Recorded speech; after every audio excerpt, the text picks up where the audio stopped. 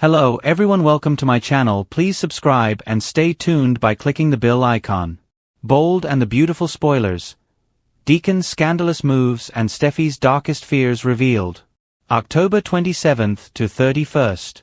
Los Angeles is never short of drama, passion, or danger, and this week on The Bold and the Beautiful, both are cranked up to maximum heat. Between Deacon's dangerously seductive games and Steffy's unraveling fears, the tension in the Forrester and Sharp worlds is ready to explode. Secrets are simmering, loyalties are tested, and one wrong move could ignite a scandal that changes everything. Deacon's dangerous temptation. Deacon Sharp has been walking a tightrope between redemption and relapse ever since he opened Il Giardino. For a while, it seemed he'd found his balance, a steady business, a second chance at fatherhood, and a tentative grasp on respectability.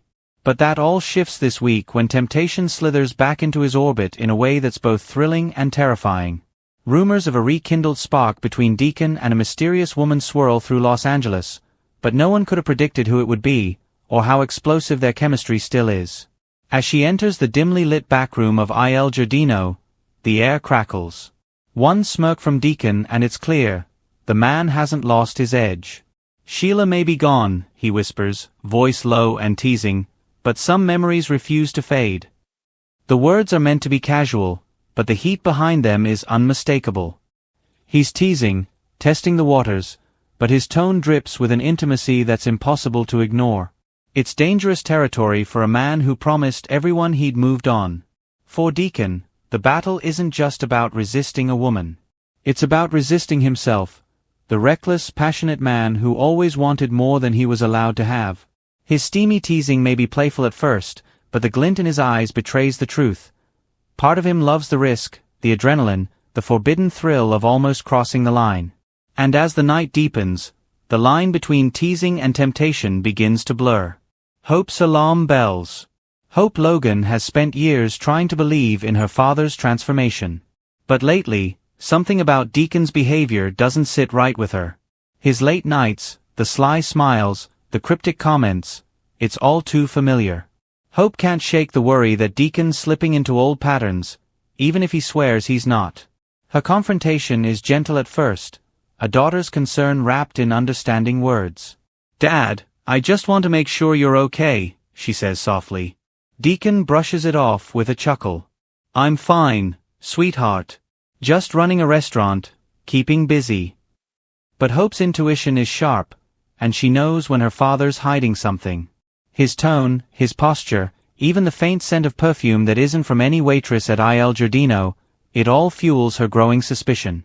As Hope turns to Liam for advice, her world begins to tilt again.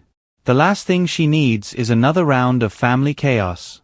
But chaos, in Los Angeles, is as common as champagne. Steffy's terrifying fears. Across town, Steffy Forrester Finnegan is trying to settle back into normal life, but normal doesn't come easy when your past keeps chasing you. Despite her attempts to put Sheila Carter behind her, Steffy's nightmares refuse to fade. Every creak of the house, every unexpected shadow sends her pulse racing. The trauma of Sheila's reign still lingers.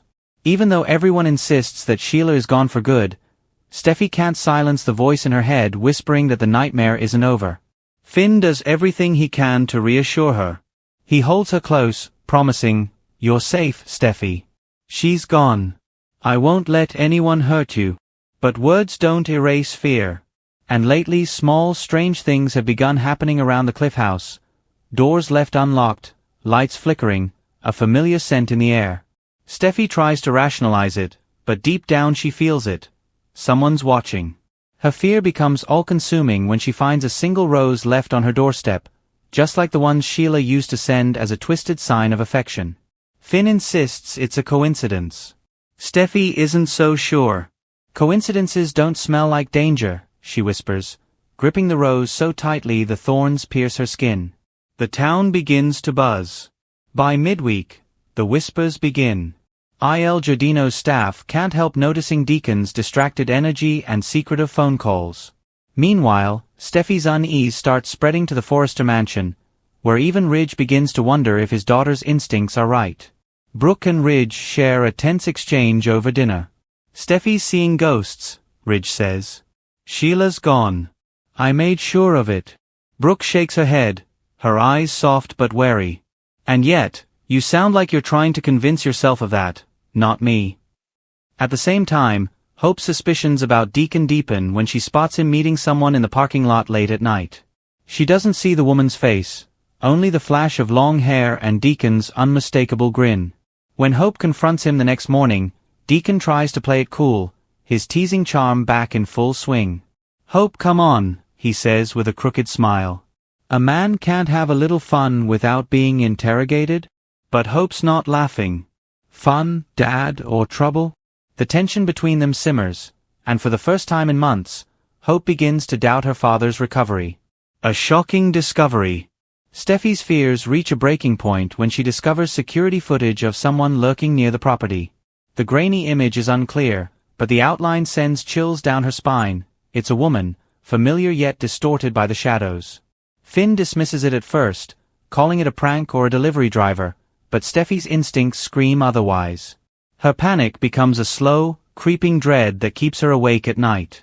Meanwhile, Deacon finds himself drawn deeper into a dangerous liaison he thought he'd escaped. The teasing becomes touching, the tension turns tactile, and before he knows it, he's standing on the edge of a choice that could destroy everything he's built. As their lips hover inches apart, Deacon whispers, "One last time can't hurt, can it?" But his phone buzzes. A message from Hope. 3 words that pierce through the heat of the moment. "We need to talk." Reality crashes back. 2 worlds collide. By week's end, Deacon's steamy secret and Steffy's haunting fear are about to collide in ways no one expects. The same shadows that haunt Steffy's nights may be tied to the person Deacon can't stay away from. And if that person truly is who Steffy suspects, then danger is far from over. Steffy's trembling as she tells Finn, "She's not gone. I can feel her. Sheila's out there." At Il Giardino, Deacon's heart pounds as he receives a chilling message on his phone, a photo of Steffy's house, taken from outside, at night. The caption reads, "Miss me." If you like the video, don't forget to like, comment and share.